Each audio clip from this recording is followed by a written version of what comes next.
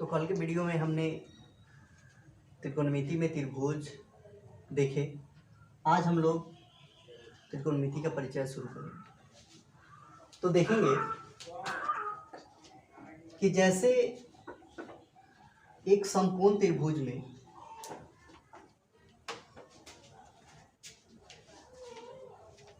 समकोण बनाने वाली दो भुजाएं होती हैं।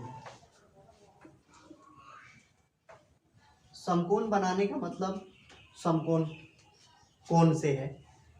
तो समकोण बनाने वाली दो भुजाएं हैं, एक है AB और एक है BC, और ये दोनों जो है कोण B जो कि समकोण है 90 डिग्री का, उसको ये बना रही है।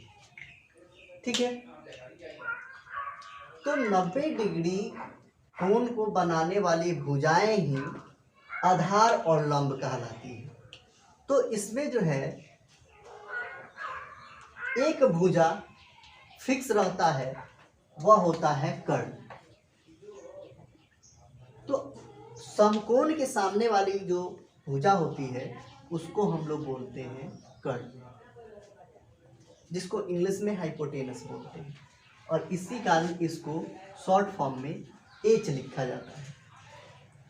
अब आधार जो है समकोण त्रिभुज का, वह जो दो न्यून कोण होते हैं उन पर डिपेंड करता है।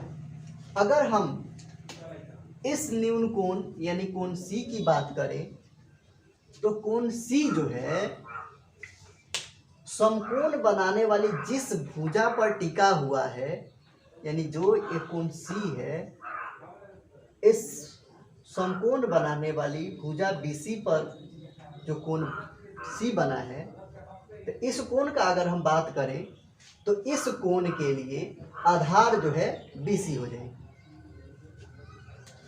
ठीक है, तो ये हो गई आधार, जिसको हम लोग इंग्लिश में बेस बोलते हैं, जिसके कारण इसको हम लोग स्मॉल b से डिनोट करते हैं। ठीक है, उसके बाद हम लोग देखें तो अब तीन भुजाएं होती हैं, कर्ण, आधार और लंब। तो ये आधार हो गई, तो ये हो गया हमारा लंब। तो लंब को हम लोग परपेंडिकुलर बोलते हैं इंग्लिश में, जिसके कारण इसको P से सूचित किया जाता है।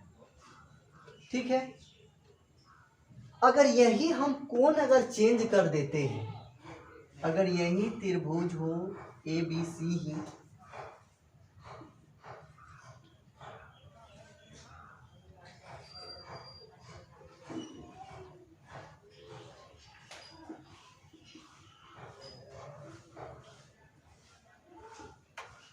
तो ये तो कर्ण होगा, ये चेंज नहीं होगा। समकोण के सामने वाली भुजा कर्ण होगी, ये हमेशा हर त्रिभुज के लिए।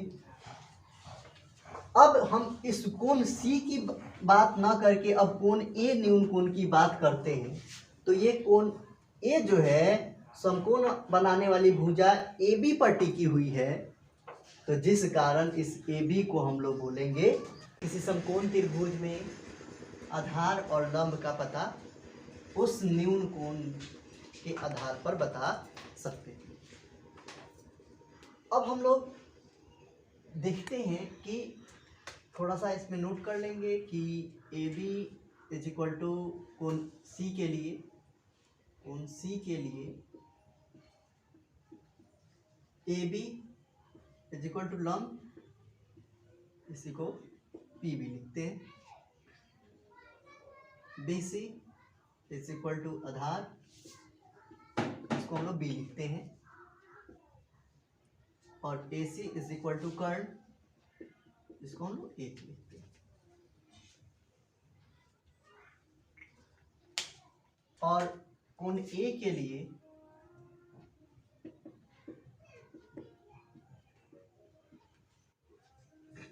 AB आधार होगा, जिसको हम शॉर्ट फॉर्म में B लिखते हैं। BC लंब और AC कर्ण।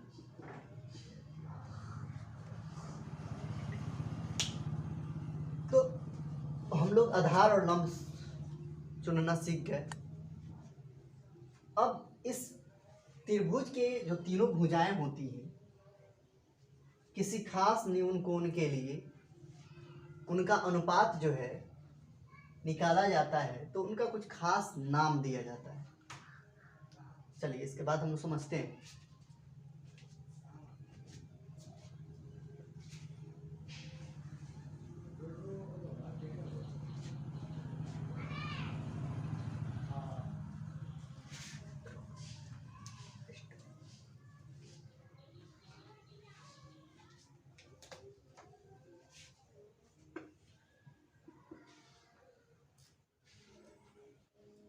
यहाँ हम लोग खास कोण सी को निश्चित कर लेते हैं और इसको हम लोग थीटा बोल देते हैं।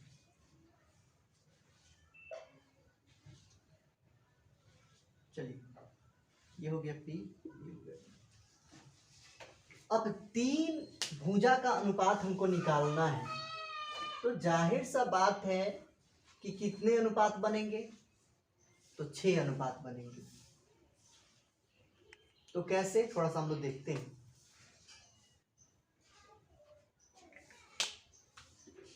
पहला अगर हम लोग लेते हैं P और H का अनुपात, P डिनोट्स लंब और H डिनोट्स हाइपोटेनस, मतलब P लंब और H कर्ड हो गया, ठीक है। उसके बाद जो है हम लोग अगर इसका अनुपात निकालते हैं, तो इस अनुपात को कोण थीटा के लिए एक खास नाम दिया गया है, जिसको हम लोग साइन बोलते हैं, और इस थीटा के सापेक्ष दिया जाता है, इसलिए इसको हम लोग साइन थीटा बोलते हैं। अब थोड़ा सा ध्यान देने की ज़रूरत ये है कि ये नहीं समझेंगे कि साइन और थीटा का यहाँ मल्टीप्लाई किया गया है, ऐसा नहीं है। ये थीटा के सापेक्ष साइन का वैल्यू है, और साइन का मतलब होता है P और H का अनुपात, यानी लंब और आधार का अनुपात, ठीक है। अब साइन को हम लोग SINE लिखते हैं, लेकिन इसका शॉर्ट फॉर्म हम लोग साइन सिर्फ लिखते हैं, SIN, ठीक है। तो ये शॉर्ट फॉर्म है। उसी तरह अगर हम B और H का अनुपात निकालें, तो इसको हम लोग कॉस थीटा के नाम से जानते हैं। इसको हम लोग कोसाइन बोलते हैं। कॉस को कोसाइन का शॉर्ट फॉर्म कॉस होता है, और ये थीटा के सापेक्ष है, इसलिए इसका B/H होता है, ठीक है। उसके बाद अगर हम P और B का अनुपात निकालें, तो इसको हम लोग बोलते हैं टेंजेंट, यानी इसको शॉर्ट फॉर्म में tan थीटा बोला जाता है, ठीक है।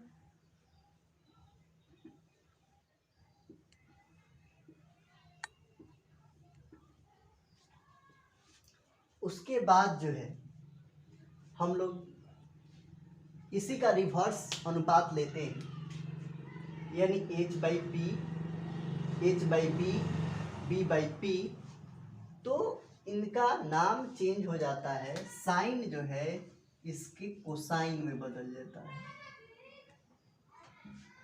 इसको हम लोग कॉसेक थीटा बोलते हैं। उसके बाद H/B को हम लोग सेक थीटा बोलते हैं, और B/P को हम लोग कॉट थीटा बोलते हैं। तो ये तो हो गए भुजा के अनुपात, जिसको हम लोग खास नाम से डिनोट करते हैं। P/H को हम लोग साइन, B/H को हम लोग कॉस, P/B को टैन, H/P को कॉसेक, H/B को सेक, और P/B को कॉट बोलते हैं। अब थोड़ा सा ध्यान देने, मतलब यहाँ हम लोग यहाँ एक बात नोट कर लेंगे कि यहाँ जो है P = है लंब, B = है आधार, और H = है कर्ड। इतना बात हम लोग को बेहतर ढंग से समझ में आ गया होगा। तो यहाँ जो है P लंब, B आधार और H कर्ड। अब देखिए इन्हीं की सहायता से जो है अगर हमको थीटा मालूम हो जाए कि एंगल कितना डिग्री का है, तो हम अगर इस दोनों भुजा में से अगर कोई भी अननोन है तो उसको हम निकाल सकते हैं। तो ये तो हो गया। अब यहाँ बात ध्यान देने वाली ये है कि किसी किसी स्थिति में क्या होगा कि कभी कभी कहेगा कि P और B दिया रहेगा, जैसे मान लीजिए कि P और H दिया हो और हमको कॉस का मान पूछ दे, यानी लंब और कर्ण का मान दिया हो, लेकिन हम यहाँ कॉस थीटा हमसे निकालने के लिए पूछा है, तो कॉस थीटा के लिए हमको चाहिए B/H, तो फिर आएगा कहाँ से? तो इसके लिए पाइथागोरस महोदय ने एक फॉर्मूला दिया था जिसको हम लोग पाइथागोरस प्रमेय के नाम से भी जानते हैं, और इसमें जो है उन्होंने बताया कि लंब और कर्ण और आधार के बीच उन्होंने एक संबंध बताया। वह क्या था? कर्ण स्क्वायर इज इक्वल टू लंब स्क्वायर जोड़ आधार स्क्वायर। उन्होंने ये फॉर्मूला दिया।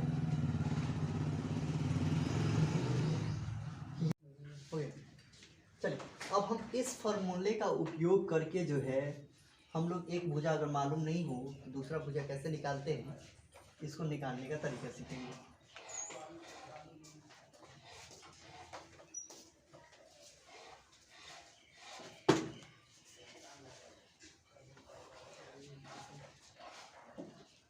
इसके लिए सबसे पहले हम देखेंगे एक समकोण त्रिभुज है,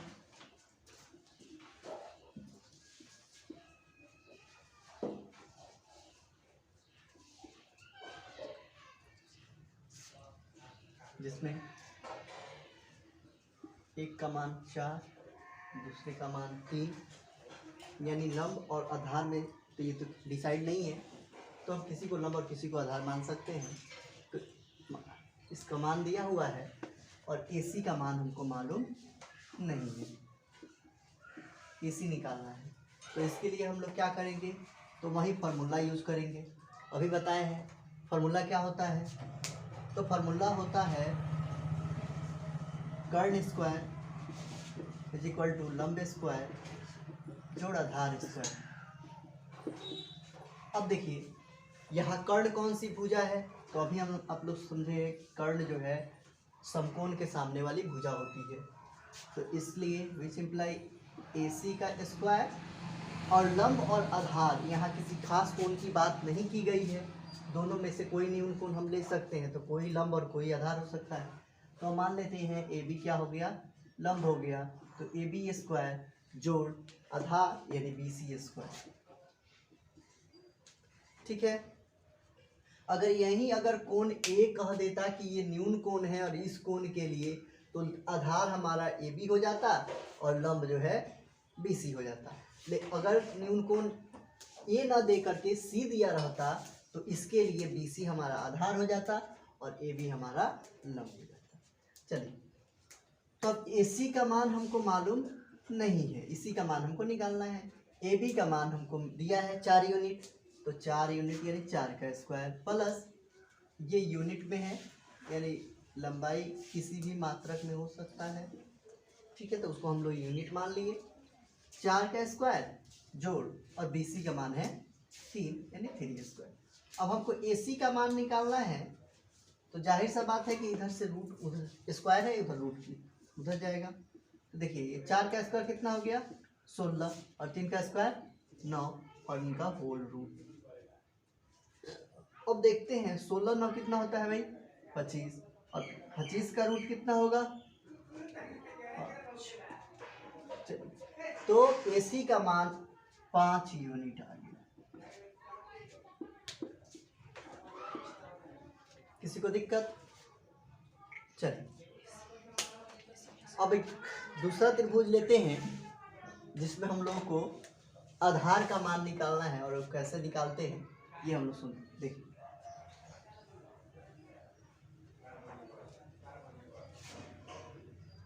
वीडियो रुको। अब हम दूसरा त्रिभुज लेंगे जिसमें हमको आधार का मान निकालना है। इसमें कर्ण का मान दिया हुआ है कितना, 29 यूनिट। यूनिट का मतलब इकाई होता है, ठीक है। और कोण भी यहाँ डिसाइड नहीं किया गया है, यानी किसी को आधार किसी को लंब माना जा सकता है। और एक का मान है 21 यूनिट, ठीक है। तो हमको क्यू आर का मान पूछ रहा है, क्यू आर बराबर क्या है। तो इसके लिए हम लोग फिर वही फॉर्मूला लगाएंगे, कर्ण स्क्वायर इज इक्वल टू लंब स्क्वायर जोड़ आधार स्क्वायर। तो यहाँ मान लेते हैं कि क्यू आर क्या है, आधार है। मान लीजिए आर को ही निश्चित कर दिया जाए, तो आर के कोण आर के लिए जो है क्यू आर क्या हो जाएगा, आधार हो जाएगा। तो इस स्थिति में अगर हम डायरेक्ट फॉर्मूला यूज करें तो कर्ण स्क्वायर इज इक्वल टू होगा लंब स्क्वायर जोड़ आधार स्क्वायर। और लंब कर्ण का मान यहाँ क्या है, P Q P R sorry, तो पी आर का स्क्वायर इज इक्वल टू लंब यहाँ क्या है, तो हम कोण आर को डिसाइड कर लिए हैं, तो लंब हो गया पी क्यू। तो पी क्यू का स्क्वायर जो आधार, आधार यहाँ क्या है क्यू आर, और यही हमको मालूम करना है क्यू आर स्क्वायर। अब देखिए पी आर का मान हमको मालूम है कितना भाई, 29। तो 29 का स्क्वायर इज इक्वल टू, अब पी क्यू का स्क्वायर, तो पी क्यू हमको मालूम है कितना है 21, तो 21 का स्क्वायर जोड़ क्यू आर का मान मालूम नहीं है, तो क्यू आर का स्क्वायर इसी को निकालना है। अब चलिए 29 का स्क्वायर करना है, तो सिंपल जो है हमको 29 का स्क्वायर का मतलब 29 गुना 29 होता है, स्क्वायर का मतलब उसको 2 बार गुना। तो इसको सिंपल सा गुना करने के लिए देखिए इसको हम लोग थोड़ा सा सिंपली ऐसे ढंग से करते हैं, सीधा सीधी एक बार गुना कर लेते हैं और एक बार तीसरा तिरछी गुना करके जोड़ लेते हैं, सीधा सीधी गुना कर लेते हैं। आइए इस सिस्टम को थोड़ा समझ लेते हैं। 9 9 81 के 1 कैरी हो गया 8, 9 दूनी 18, फिर 9 दूनी 18, 18 दूना 36, 36 और 8 हो गए 44 का 4, फिर कैरी हो गए 4, 2 दूनी 4 और 4 4 8, तो ये हो गए 841। या सिंपल सा तरीका एक और भी होता है कि स्क्वायर वाला फॉर्मूला लगा लिया जाता है। जैसे देखिए ए इसको हम मान लेते हैं ए, इसको मान लेते हैं बी, तो क्या होगा ए स्क्वायर ए प्लस बी का होल स्क्वायर, तो ए प्लस बी के होल स्क्वायर को हम लोग क्या फॉर्मूला पढ़े हैं, ए स्क्वायर जो 2ab प्लस बी स्क्वायर। और इस फॉर्मूले का उपयोग करके हम स्क्वायर निकाल सकते हैं। तो देखिए ए स्क्वायर करेंगे यानी 9 का स्क्वायर, 81 के 1 कैरी हो गया 8, फिर 2ab तो 2ab, तो 9 दूनी 18, 18 दूनी 36 और 36 8 हो गए 44, तो 44 का हो गया 4, कैरी हो गया 4। 2 का स्क्वायर बी स्क्वायर यानी 2 का स्क्वायर 4 और 4 4 मिल करके हो गए 8 यानी 841। चलिए अब देखिए 21 का स्क्वायर करेंगे, तो 21 का स्क्वायर फिर उसी तरह फॉर्मूला लगा लीजिए। तो फॉर्मूला लगाएंगे तो कैसे, 1 का स्क्वायर 1, ठीक है, कैरी तो लगा नहीं, 2ab तो 2 एकम 2 और 2 दूनी 4, ठीक है, फिर कैरी नहीं लगा, 2 का स्क्वायर 4, ठीक है। यहां तक किसी को दिक्कत,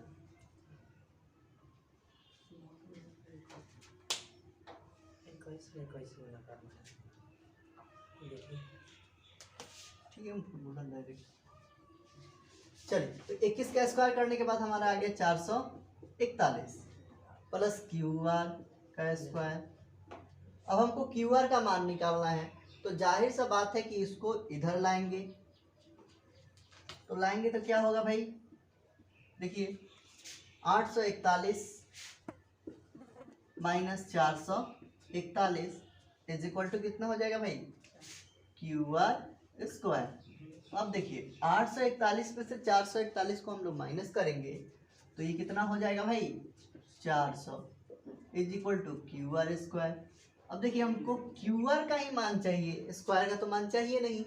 तो ये स्क्वायर जो है इधर जब आता है इक्वल के इस साइड तो वह रूट में आता है, तो ये क्या हो जाएगा 400 का under root is equal to Q are.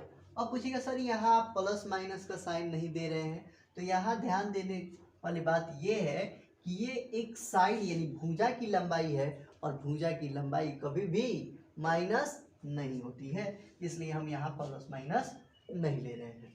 चलिए तो अब देखिए, अब हमको 400 का वर्गमूल मालूम है, 2 का स्क्वायर 4 होता है और 10 का स्क्वायर 100 होता है, तो इससे निकल जाएगा 2 गुना 10 यानी हम डायरेक्ट कहें तो 20 is equal to Q R. इसलिए क्यू आर कितना हो गया भाई, 20। समझ में आया होगा। चलिए अब हम लोग इसी तरह अगर हमको लंब का मान दिया रहता, लंब का मान निकालना रहता, आधार का मान दिया रहता, तो उसी तरह हम पी क्यू भी कैलकुलेट कर लेते। ठीक है, तो इसी तरह हमको लंब, आधार और कर्ण का मान निकालना होगा जब एक का मान नहीं दिया हो तब। ठीक है, इसको रोक।